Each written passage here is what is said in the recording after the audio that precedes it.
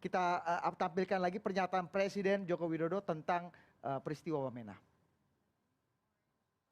Yang pertama saya ingin mengucapkan duka yang mendalam, bela sungkawa yang mendalam atas meninggalnya korban yang ada di Wamena.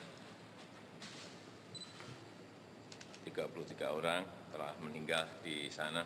Tapi yang ingin perlu saya sampaikan bahwa aparat keamanan telah bekerja keras untuk melindungi semua warga.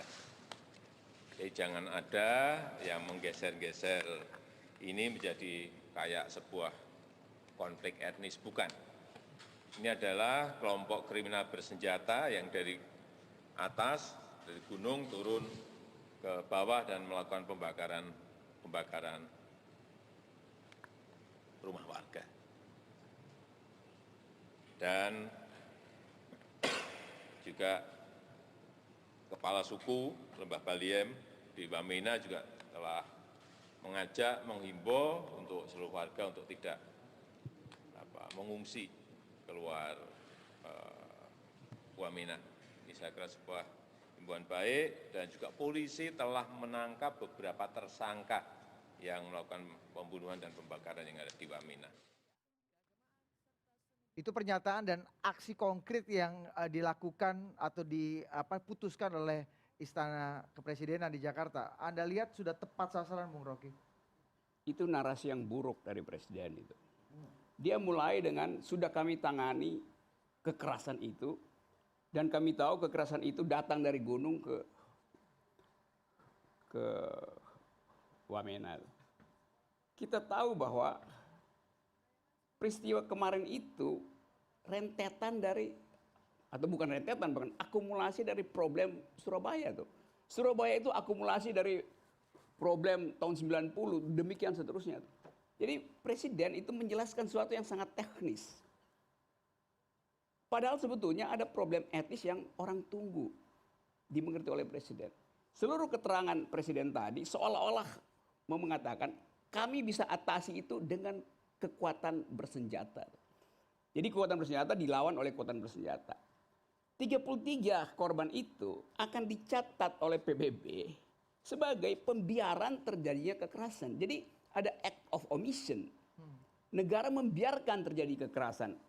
Apapun bantah-membantah pemerintah. Tapi kita hidup dalam rejim diplomasi hak asasi manusia. Jadi kalau pemerintah tidak atau buta huruf terhadap diskursus hak asasi manusia, ya orang akan bilang, Anda mau negosiasi apa di diplomasi internasional kalau Anda nggak paham tentang hak asasi manusia. Jadi nggak ada satupun keterangan Presiden yang membuat kita produktif untuk debat nanti di PBB atau di forum internasional. Saya beri contoh cepat-cepat ya. Desember tahun lalu, saya naik Gunung Siklop. Persis di depan Bandara Sentani. 15 jam kan harus merangkak itu. Bersama-sama pemuda Papua, campuran Muslim dan Nasrani. Karena Desember ada inisiatif justru datang dari pemuda non-Muslim. Pemuda Muslim. Untuk bikin Natalan di atas itu. Anda bisa bayangkan nggak? Saya naik ke gunung itu, kasih ceramah lingkungan di situ, kasih kuliah tentang etika lingkungan. Lalu mereka mulai bercerita bahwa bagi kami nggak ada soal perbedaan agama, perbedaan etnis, segala macam itu. Tetapi kami tahu bahwa Jakarta tidak punya konsep tentang keadilan bagi Papua. Lilin Natal itu dinyalakan oleh seorang perempuan Muslim. Doa buat si perempuan Muslim diucapkan oleh seorang laki-laki Papua. Jadi saya merasa nggak ada soal. Kalau ada percakapan tentang hak asasi manusia. Nah kita sekarang ada dalam keadaan semacam itu. Kita nggak tahu, kalau saya tanya misalnya, apa konsep negara untuk Papua sekarang? Operasi militer, penegakan ulang keamanan. Padahal Papua udah hidup dengan imajinasi a new kind of nationalism itu. Ada jenis nasionalisme baru di kepala orang Papua tuh. Dan kita mau anggap bahwa itu bukan nasionalisme tuh. Loh itu otentik ada di situ. Di seluruh dunia orang hidup dengan cara itu. Catalonia di Spanyol tuh, Baski di Spanyol tuh, Quebec di Kanada, segala macam tuh, Skotlandia. Orang hidup dengan multikulturalisme. Jadi yang kita sebut nasionalisme sekarang Dia tuh oscillating, bergerak nasionalisme itu. Sekarang pemerintah mau pangkas itu supaya jadi stabil. Dengan cara apa? Dengan cara kekerasan, dengan cara operasi militer. Mestinya dengan pendekatan hak asasi manusia. Anda lihat resepnya masih sama nggak dengan 10, 20, 30, 40 tahun yang lalu? Ya karena pengambil kebijakannya masih orang yang sama, yang itu juga, yang pengetahuannya tentang mengatasi konflik cuman itu, bab 1 doang tuh. Jadi Anda lihat kita hidup di dalam kedunguan konsep itu. Misalnya, kita mau bilang, oke, kita mengerti hak asasi manusia. Publik internasional akan ketawa. Barusan Anda cabut paspornya Veronica Koman. Bagaimana Anda mau ngomong hak asasi manusia? Jadi semua soal ini memperlihatkan bahwa negeri ini atau pemerintah gak punya konsep untuk menyelesaikan sesuatu yang berdimensi internasional itu. Diplomat kita pasti kalah berdebat dengan anak-anak muda Papua yang belajar di Cambridge, Harvard, Oxford, yang lengkap pengetahuannya tentang deal diplomasi internasional. Jadi kita ada di situ, dalam kegugupan itu kita membayangkan ada berbagai macam potensial krisis di Indonesia. Krisis ekonomi sudah sedang terjadi, bukan lagi akan terjadi. Masih ada soal tentang konflik ideologi, ada soal Papua, ada soal upaya untuk mempercepat pelantikan presiden segala macam. Kita lihat DPR yang sama sekali nggak memperlihatkan bahwa ada reformasi nilai di DPR tuh. Seluruh kompleks persoalan ini, kalau dibaca secara internasional, para sebut aja pemain atau politisi-politisi yang luar negeri yang ingin ambil gain dari keadaan ini, anggap ini saatnya kita porak-porandakan Indonesia tuh. Jadi cara berpikir itu mesti dipindahkan dari sekedar menerangkan soal teknis pembunuhan, harus dipindahkan menjadi problem internasional melalui pintu hak asasi manusia. Tapi orang Papua itu memerlukan recognition, politics of recognition, bukan distribusi, bukan disogok dengan jalan tol. Dia nggak perlu itu, karena tadi ada past memory, politics of fear di belakang itu. Dialektikanya adalah orang yang pernah punya trauma dengan kekerasan, dia politics of memory-nya itu berharap ada yang lain, politics of hope, justice, human rights. Itu pemerintah buta huruf terhadap narasi itu. Terima kasih. Meskipun pemerintah beberapa tahun belakangan nanti Bang Teo pasti akan bisa merangkai bagaimana keberpihakan policy dari Jokowi untuk Papua yang nanti pasti akan kita bisa berdebat. Itu. Problem Papua tidak bisa disogok dengan Otsus. Otsus itu nasionalisme Jakarta. Lain problemnya. Gini ya, tadi Saudara Teo pakai istilah yang menarik itu. Nggak ada panacea buat Papua.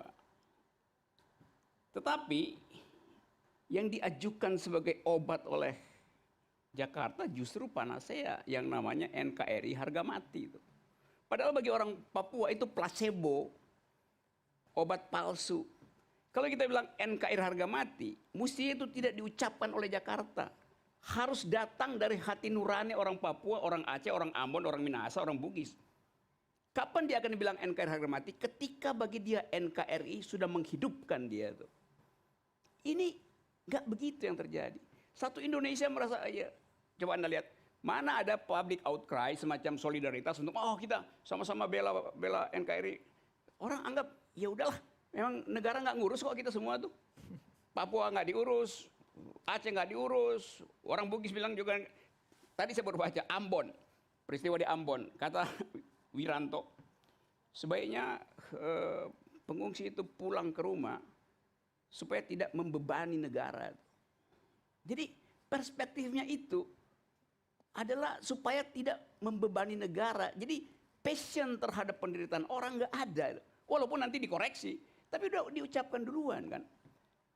Itu juga memperlihatkan bahwa seluruh peralatan yang dimiliki oleh negara tidak berbasis pada empati pada dia benar tadi manusia. Saya bayangkan misalnya si Siahaan tadi. Kalau Anda yang diundang oleh Pak Jokowi untuk bicara soal Papua, diksi Pak Jokowi itu akan lebih mulia, akan lebih terasa etis gitu. Bayangin, Pak, kalau Pak Jokowi ngomong kayak Pak Siahaan tadi, Sembung Siahaan, itu lain opini publik terbentuk itu. Dia mampu untuk membaca antropologi Papua tuh. Nah ini presiden di-brief oleh penasihat keamanan tanpa basis antropologi itu.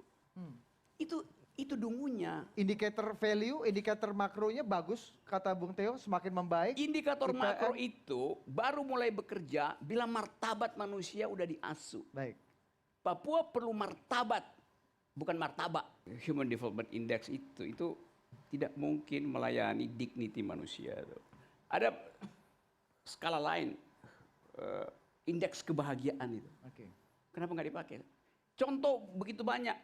Saya cerita sedikit soal aborigin dulu itu. Pemerintah Australia menganggap kalau saya kasih dia rumah, maka selesai problem politik identitas. Lalu dikasih rumah tuh aborigin. Hari pertama dia tidur di rumah itu tuh. Hari kedua didatangi sama Pemda, dia bongkar jendelanya, tapi masih tidur di rumah. Bingung Pemdanya, kenapa dibongkar tuh? Hari ketiga didatangi tuh, atapnya dibongkar, lalu dia tidur di situ. Akhirnya Pemda baru mengerti bahwa bagi orang aborigin bahagia itu mimpinya indah kalau dia tidur menghadap langit. Itu yang namanya kearifan lokal. Jadi kita mesti paham itu. Kalau dibilang bahwa Papua udah diguyurin otsus 200 triliun, Anda coba lihat misalnya Katalan itu di Spanyol waktu mau merdeka itu menyumbang 20% buat Spanyol, tapi dia tetap ingin merdeka karena dianggap ada bagian yang lain dari Spanyol itu. Walaupun gagal referendumnya. Nah kita sekarang soal Papua, Papua itu udah masuk pada taraf humanitarian call. Seorang diplomat yang agak nakal dari Australia misalnya, bikin semacam petisi, itu seluruh fasilitas Melanesia akan pindah ke Papua tuh, Afrika juga. Dan orang Papua akan merasa kami lebih dekat secara etnis dengan Melanesia dan Afrika daripada dengan Jawa, Sumatera, Kalimantan. Karena itu harus dipelajari cara berpikir Papua. Papua sudah masuk dalam imajinasi baru tentang nasionalisme itu. Dan kita masih dengan NKRI harga mati itu. Jadi NKRI jangan dibilang harga mati. Karena itu menyiksa orang. Identitas tidak mungkin hidup kalau dibilang ini harga mati itu. Biarkan dia berkembang, berupaya untuk menemukan momentumnya sendiri. Supaya kita bisa hidup bersama-sama sebagai warga negara yang akrab. Tanpa konsep NKRI harga mati. Itu ditaruh di belakang lah. Nanti orang sendiri akan ucapkan, oke, sekarang NKRI harga mati. Tapi bikin dulu NKRI harga yang menghidupi mereka yang tersisih gitu.